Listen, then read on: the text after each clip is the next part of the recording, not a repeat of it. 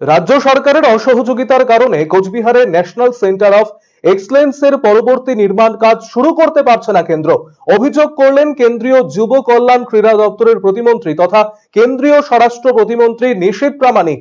কোচবিহার উত্তর বিধানসভা কেন্দ্রের ঢাংঢিংগুড়ি এলাকায় সাংসদ খেল উৎসব ম্যারাথন দৌড়ের অনুষ্ঠানে উপস্থিত হয়ে এমনটা অভিযোগ করেন মন্ত্রী নিশীথ প্রামাণিক। নিউ কোচবিহারে অবস্থিত রেলের জমিতে স্পোর্টস অথরিটি অফ ইন্ডিয়ার সাইয়ের তত্ত্বাবধানে নিউ কোচবিহার রেলের জমিতে উত্তর পূর্ব ভারতের সবথেকে বড় বিশ্বমানের ন্যাশনাল সেন্টার অফ এক্সেলেন্স গড়ে তোলা হচ্ছে।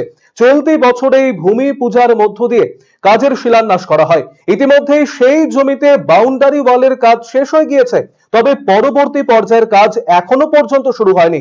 তার মাঝেই সাইয়ের পক্ষ থেকে ইতিমধ্যেই 3টি বিভাগে ফুটবল, ভলিবল, আর্চারি ট্রায়াল নেবার কাজ শুরু করেছে।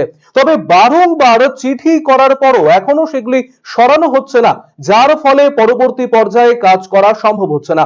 তবে খেলোয়াড়দের বিষয়টি মাথায় রেখে ইতিমধ্যেই স্পোর্টস অথরিটি অফ ইন্ডিয়ার পক্ষ থেকে ফুটবল, ভলিবল এবং আর্চারি এই 3টি বিষয়ের ট্রায়ালের ব্যবস্থা করা হয়েছে। আজকে যখন আমাদের এনসিওই কমপ্লিট হয়ে যাবে, কুচবিহারে যে ন্যাশনাল সেন্টার অফ এক্সেলেন্সের ঘোষণা করেছি এবং যেটার কাজও প্রায় শুরু হয়ে গেছে, বাউন্ডারির কাজ কমপ্লিট হয়েছে। একেবারে স্টেডিয়ামের মাঝ বরাবর একটি ইলেকট্রিকের পোল রয়েছে, যেটা স্টেট গভর্নমেন্টকে সরিয়ে নেওয়ার জন্য বারংবার আমরা রিকোয়েস্ট করেছি।